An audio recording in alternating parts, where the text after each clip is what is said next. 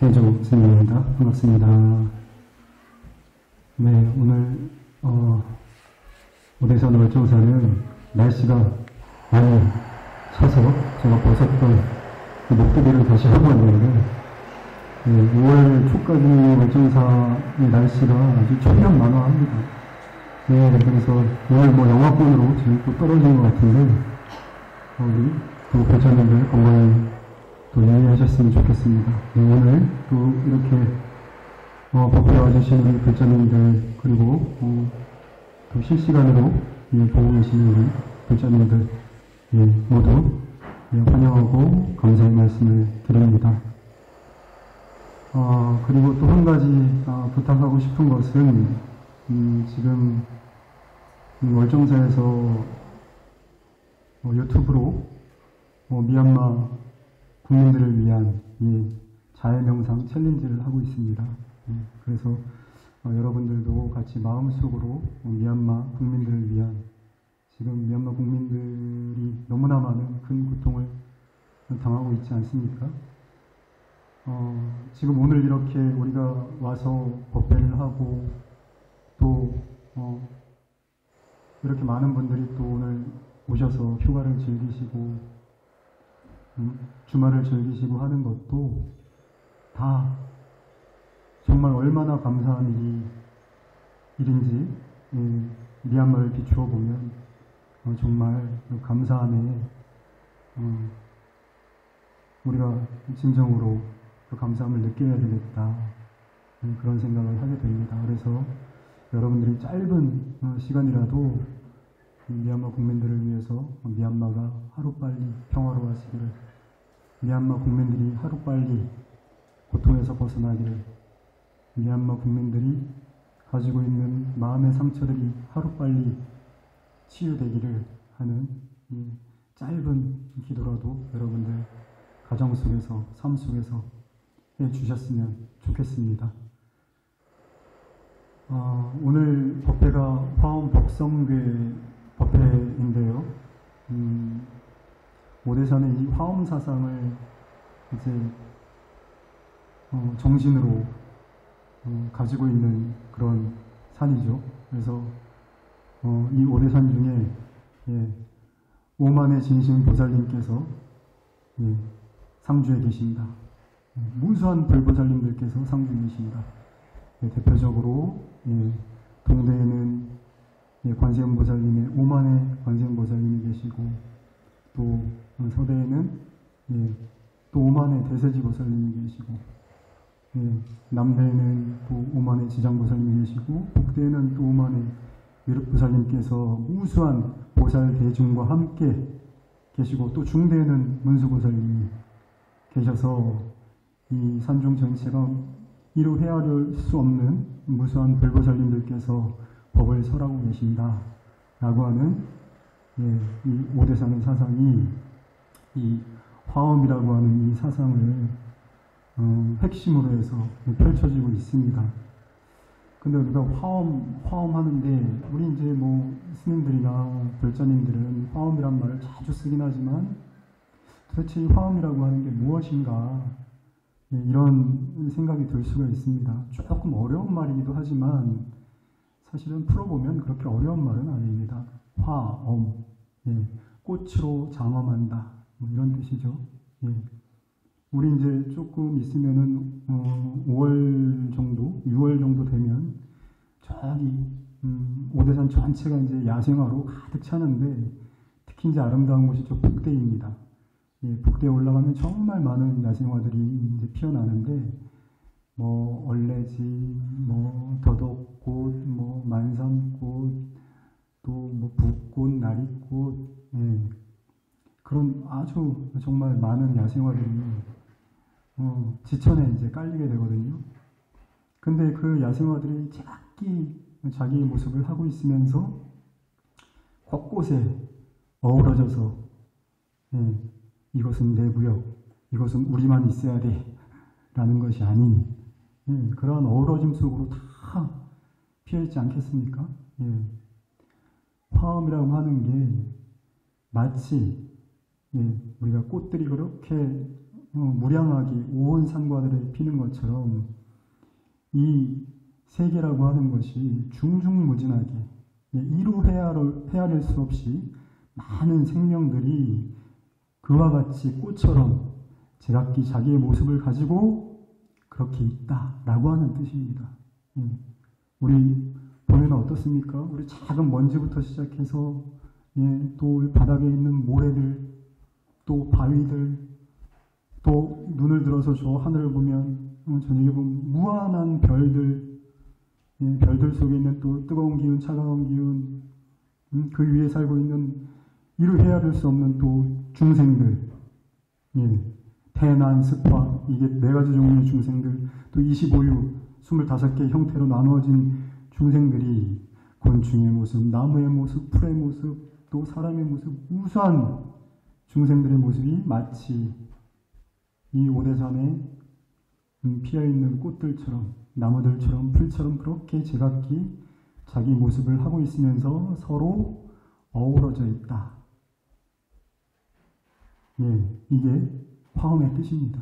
그러니까 모든 생명들이 자기 자신의 그런 모습을 가지고 있지만 자기 자신을 지키지 않고 그렇게 어우러져 있다라고 하는 게 화엄의 뜻이죠. 그런데 우리가 이 생명들이 이런 식으로 무수히 많은 생명들이 있는데, 근데 이 생명들은 한시라도 자기 모습을 가지고 있는 때가 없습니다. 여러분들도 여러분 일생을 한번 생각해 보십시오. 어릴 때부터 부모님께 태어나서 쭉 죽을 때까지 그 모습 중에 어느 모습을 자기의 모습이라고 하겠습니까?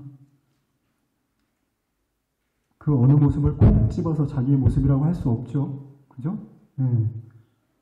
전체가 다 자기의 모습이겠죠. 어느 모습, 한 모습만을 떼어내서 이것이 나다라고 얘기할 수가 없습니다. 그것은 왜 그러냐면 우리의 몸과 마음도 끊임없이 변하고 있기 때문에 그렇습니다. 그러니까 잡을 만한 게 없어요. 우리의 몸도 우리가 잡을 수 없고 우리의 마음도 잡을 수가 없는 겁니다. 그래서 우리의 몸과 마음처럼 이 세계를 구성하고 있는 뭇 생명들도 마치 그와 같이 변해가고 있는 겁니다. 그런데 변해가고 있다는 뜻은 가만히 살펴보면 자기를 비워내고 있다라는 뜻이기도 합니다. 생명의 본질은 자기의 비워냄입니다. 만약에 자기를 비워내지 못하면 생명이 생명일 수 없습니다. 생명은 그 본질이 자기의 비워냄이고 그 비워냄이 곧 변화입니다. 그것이 곧 생명인 것입니다. 만약에 생명이 우리의 몸을 예로 들자면 우리의 몸이 머리카락부터 시작해서 발끝에 있는 이 발가락에 이르기까지 똑같은 세포로 이루어져 있습니다. 약 7조의 세포로 이루어져 있다고 하는데, 그런데 어느 세포는 머리카락으로 분화하고 어느 세포는 발가락으로 분화하고 또 어느 세포는 발가락 위에 발톱으로 분화하고 이렇게 제각기 자기 성질에 맞게 변화합니다. 그런데 이것도 참 이상한 일이죠. 어떻게 똑같은 세포들이 그렇게 자기 모습에 맞게 분화를 할까요? 그래서 생물학자들은 이걸 가지고 great something이라고 얘기합니다. 이게 위대한 어떤 것, 세포 안에 있는 그 위대한 어떤 것이 작동하지 않으면 어떻게 이렇게 될 수가 있는가. 마치 그와 같이 우리의 세포들이 자기를 고집해서 나는 뇌세포로만 존재할 거야 라고 하면 인간이 인간일 수 있겠습니까? 인간이 인간일 수 없는 거죠. 이와 같은 인간의 모습을 할 수가 없는 겁니다. 또 인간이 태어나고 자라면서 무수한 세포 분열을 하고 또 이렇게 모습을 생로병사의 모습을 바꾸어내는 것도 또한 역시 이 생명이 세포가 자기 자신을 고집하지 않기 때문에 자기 자신을 비워내기 때문에 이러한 생명의 모습으로 있을 수 있다는 겁니다. 그래서 생명은 반드시 자기 자신의 비워냄을 그 본래의 성질로 가지고 있는 거죠. 근데 이 생명이라고 하는 건 자기 자신을 비워내는데 어떻게 비워내느냐. 우리가 불교에서는 인연법, 연기법이라고 얘기하지 않습니까? 무수히 많은 다른 생명들과의 인연을 통해서 이것을 비워내고 있다. 이게 어울림입니다. 생명의 어울림. 우리가 사는 이 세계는 무수한 생명들이 서로 어우러져 가면서 서로서로 자기 자신을 비워내면서 서로서로 그렇게 어울리면서 변화하고 있다. 이게 생명의 모습이거든요. 이제 아까 말씀드린 대로 이 오대산에 수없이 많은 이름 모를 꽃과 풀들과 나무들이 피어날 텐데 그 하나의 꽃을 피우기 위해서 이 하나의 꽃이 만약에 마당에 한 송이의 민들레가 핀다고 합시다. 그 민들레가 오로지 자기의 힘만으로 자기 자신을 피워낼 수 있겠습니까? 그렇지 않습니다. 이 민들레를 피우기 위해서는 이름 모를 우리가 알래야 알 수 없는 생명의 기운들이 그 민들레 속으로 스며들기 때문에 민들레로 피어날 수 있다. 그래서 적당한 종류의 온도, 기압, 습도, 또 따뜻한 햇살 이런 것들이 다 어우러져서 그 하나의 민들레 꽃 한 송이로 피어나는 겁니다. 그래서 이 세계에 존재하는 모든 것들이 민들레뿐만이겠습니까? 우리 자신을 포함한 이 세계의 모든 것들이 그와 같이 나 아닌 다른 것들에 의해서 나로서 피어날 수 있는 겁니다. 그래서 중국에는 생명이라고 하는 것은 나 아닌 다른 것들과 나와의 관계, 이것이 생명입니다. 이 얘기는 뭐냐면 나는 나 아닌 것들로 인해서 살아갈 수밖에 없다라는 거예요. 나는 곧 너다 이런 얘기입니다. 너와 내가 따로일 수 없다 이 얘기예요. 우리 미당 서정주님의 국화옆에서라는 그 시를 보면 한 송이의 국화꽃을 피우기 위해서 봄부터 소쩍새는 그렇게 울었나 보다. 한 송이의 국화꽃을 피우기 위해서 천둥은 저 먹구름 속에서 그렇게 울었나 보다 하는 그런 내용이 들어가 있죠. 그 한 송이의 민들레, 그 한 송이의 국화꽃 속에는 그 소쩍새의 울음소리가 들어가 있고 이 봄의 따뜻한 햇살이 들어가 있고 이 봄에 살랑거리는 봄바람이 들어가 있고 또 여러분들의 시선이 들어가 있고 수없이 많은 것들이 그 민들레 하나 안에 스며들어가 있는 겁니다. 그래서 민들레는 민들레 아닌 것으로 해서 민들레일 수 있다. 이게 생명의 본 모습입니다.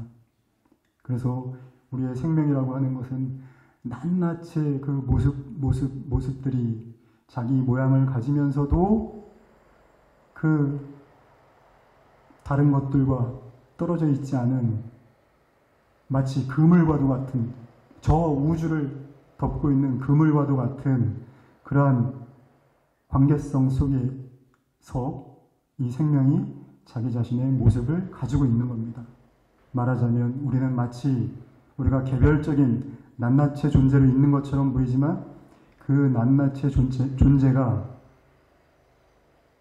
전체를 떠나있지 않다는 겁니다.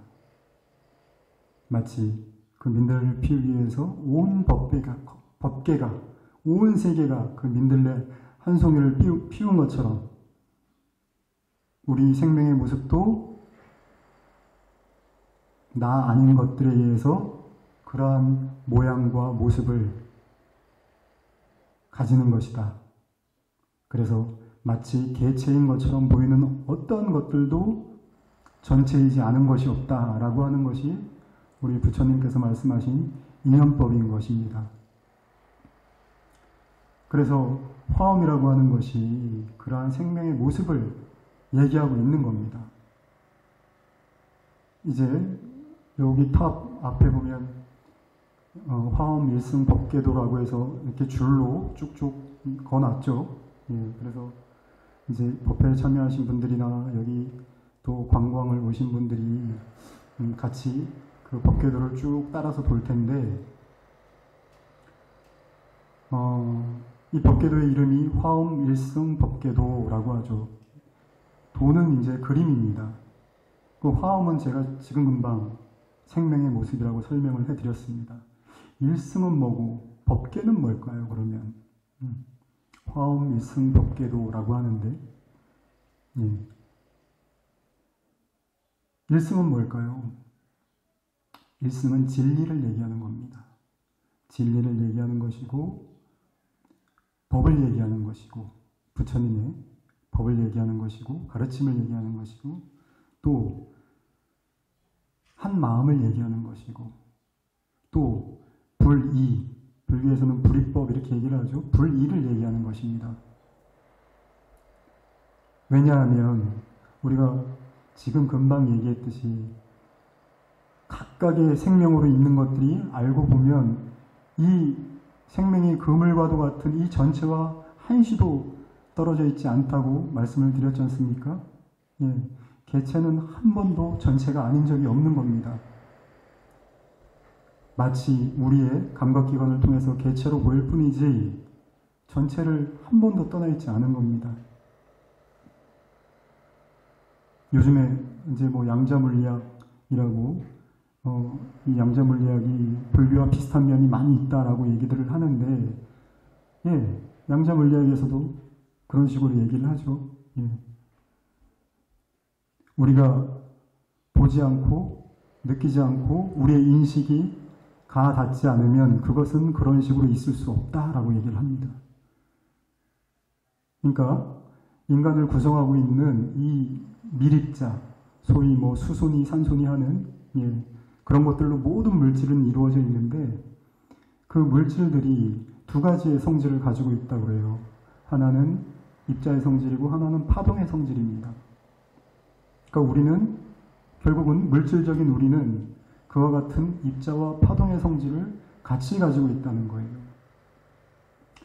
근데 입자적인 성질은 그야말로 입자니까 따로따로 보이는 것들입니다. 마치 우리 여기 지금 탑 앞에 조그마한 연등들이 막 달려있는데 뭐 노란색, 빨간색, 파란색, 녹색 막 달려 있습니다. 예. 따로따로 보이는 것들이거든요. 예. 그러니까 우리 이 생명을 이루고 있는 물질들이, 예, 저렇게 따로따로 마치 떨어진 입자처럼 그 성질을 가지고 있다는 거예요. 근데 파동의 성질을 가지고 있다, 생명이. 이거는 이제 입자의 성질과는 완전히 반대된 얘기입니다. 이 얘기는 뭐냐면 생명은 어떻게 생겼는지 알 수가 없다는 거예요. 파동의 모습으로 우리가 존재한다? 우리는 흔히 파동하면 이제 물을 떠올리게 되죠. 예. 물을 떠올리게 되는데 우리가 마치 물처럼 존재한다는 거예요. 마치 호수에 돌 하나를 탁 던지면 파동이 일렁거려서 호수의 끝까지 가지 않습니까? 예. 그러니까 호수의 중간과 끝이 구분이 없는 거예요. 그러니까 존재가 어디에 있다라고 얘기할 수가 없는 거예요. 존재가 호수의 중간에 있는지 끝에 있는지 어디에 있는지 알래야 알 수가 없다는 겁니다. 그게 우리의 존재의 모습이라는 거예요. 그러니까 이 두 가지의 상반되는 성질을 가지고 있다는 겁니다. 예, 이게 이제 비견되는 얘기일지 모르겠는데 조금 아까 얘기한 화엄의 생명의 형태와 이 얘기가 비슷합니다.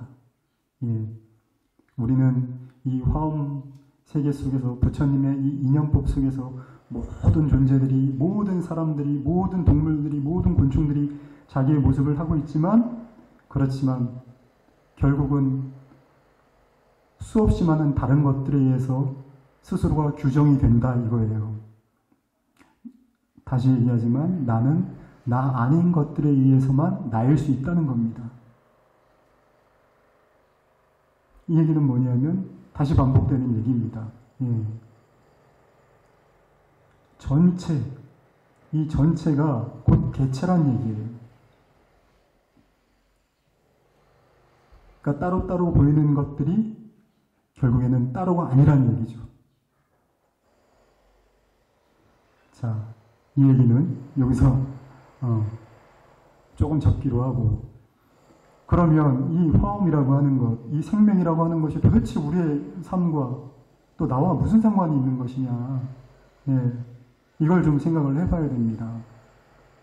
근데 여러분들 보십시오. 여러분들이 지금 제 말을 듣고 있죠? 저를 보고 있는 분도 계시죠? 네, 저도 여러분들을 보고 있습니다. 뭘로 보고 있습니까? 무엇으로 보고 있죠?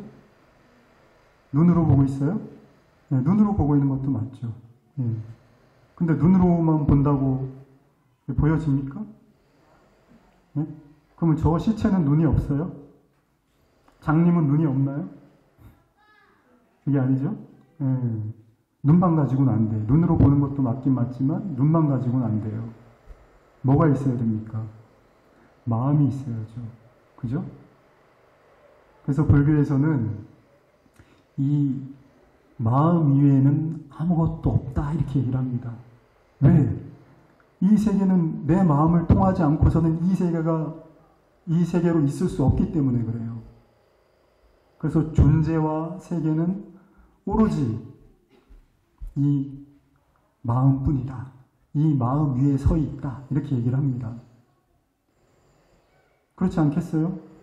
저 마당에 지금 석탑이 있고 용금루가 보이고 이 오대산에 전나무가 보이고 이 수없이 많은 것들이 이렇게 지금 오가고 소리를 내고 하는데 이것이 내 마음이 없으면 이것이 이런 식으로 존재하겠습니까? 절대로 존재하지 않아요. 그러니까 내 마음과 이 세계는 둘일래야 둘일 수 없는 겁니다. 여러분들 꿈을 한번 생각해 보십시오. 꿈을. 여러분들 꿈에서 온갖 일들을 겪지 않습니까? 그죠? 좋은 일도 겪고 또 나쁜 일도 겪고 또 악몽도 꾸기도 하고 그리웠던 사람을 만나기도 하고 또 미웠던 사람을 만나서 또 싸우기도 하고 또 아주 또 어떤 황금을 주어서 기쁘기도 하고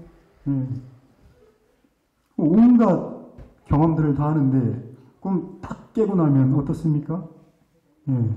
거기서 만났던 모든 사람들, 모든 사건들, 내가 보고 듣고 느끼고 생각했던 모든 것들이 다만 나의 이 한 마음에서 비롯된 것일 뿐이다. 제 말이 와 닿으세요? 네. 나의 한 마음에서 이 꿈이 나왔지 뭐 어디에서 달리 꿈이 나왔겠습니까? 다 내 마음속에 있었던 일인 거예요. 다 내 마음이 만들어낸 것일 뿐이지 거기에 뭐가 있겠습니까? 그렇지 않겠어요? 근데 우리의 지금 세상도 똑같다는 거예요. 우리 지금 세상도 내 마음을 떠나서는 있을 수가 없다는 겁니다. 내 마음을 떠난 어떤 것도 있을 수 없다는 거예요. 그래서 내 마음 안에 모든 게 다 구족되어 있다. 내 마음 안에 모든 게 다 갖춰져 있다. 예. 이런 얘기를 우리 이제 육조 해능 스님께서 하셨죠. 하기자성이 본자구죽이리요. 예. 어떻게 내 마음 안에 이 모든 것들이 갖춰져 있음을 알았겠습니까? 스승 앞에서 그렇게 자기의 깨달은 바를 얘기했다고 합니다. 예. 내 마음이 본래 청정한 줄 어떻게 알았겠습니까? 내 마음이 본래 부족한 줄 어떻게 알았겠습니까? 내 마음이 본래 생멸이 없음을 어떻게 알았겠습니까? 내 마음이 본래 동요가 없음을 어떻게 알았겠습니까? 내 마음이 본래 능히 이 만법을, 이 모든 생명을 냄을 어떻게 알았겠습니까? 내 마음속에 모든 것이 다 있고 이 세계가 결코 내 마음을 떠나서 존재하지 않는다.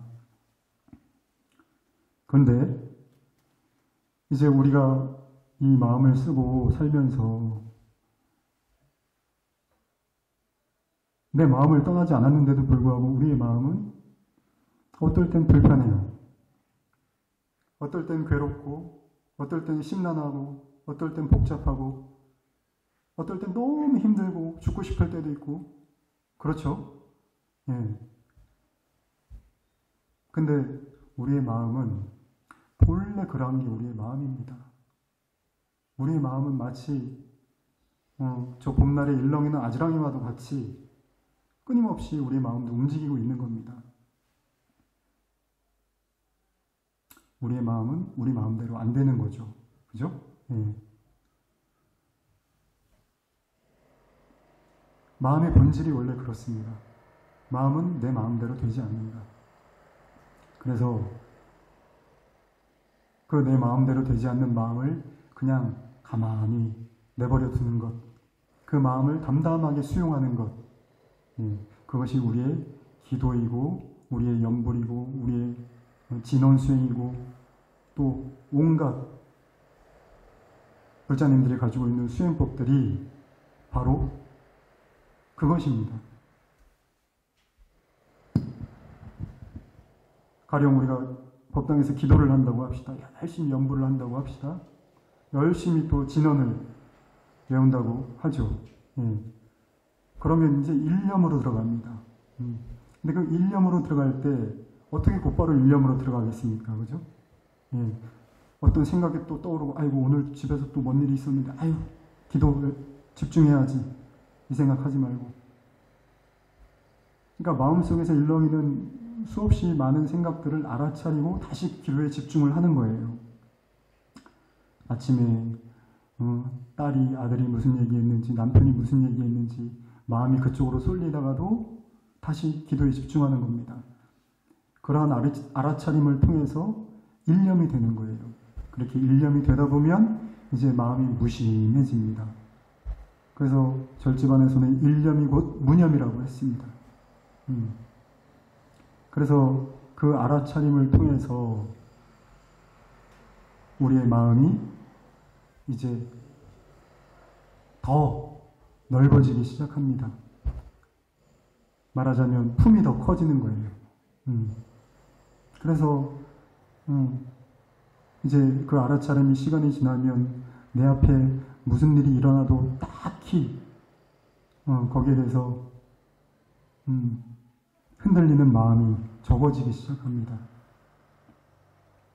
그렇게 알아차리는 마음으로 있을 때 우리의 마음은 더욱더 커지고 또 그 커지는 마음이 부처님이 말씀하신 이 인연의 모습으로 있는 겁니다. 수없이 많은 인연의 모습들이 왔다 갔다 하더라도 그 속에 있는 이 전체의 모습으로 있는 거예요. 왜? 전체는 곧 넓은 가슴이기 때문에 그렇습니다. 그 넓은 가슴으로 있을 때가 곧 전체로 있는 겁니다. 그래서 개체가 곧 전체이고 전체가 곧 개체인 그 마음자리로 있을 때 그때 우리는 비로소 어떤 것도 집착할 것도 없고 어떤 것도 버릴 것이 없다는 그러한 지혜로움에 도달하게 됩니다. 또 그러한 지혜로움이 일어나기 때문에 마음은 더더욱 평안해집니다. 고요해지고 평안해지고 그래서 내가 평안해지니까 나 이외의 다른 모든 생명들이 그러한 평화로움을 느끼게 되는 겁니다. 내 주위에 있는 사람, 나랑 가까운 사람들부터 시작해서 그 평화로움을 느끼기 시작하는 겁니다.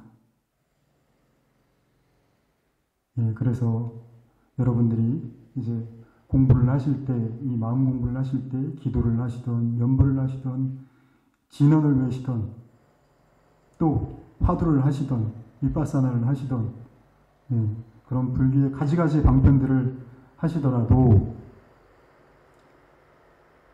다만 그 수행을 통해서 이 알아차림이 더욱 깊어져서 그 한량없는 자비심과 또 너와 내가 결코 돌릴 수 없다는 그러한 지혜로움이 점점 단단해지고 또 확신을 갖게 되는 것입니다.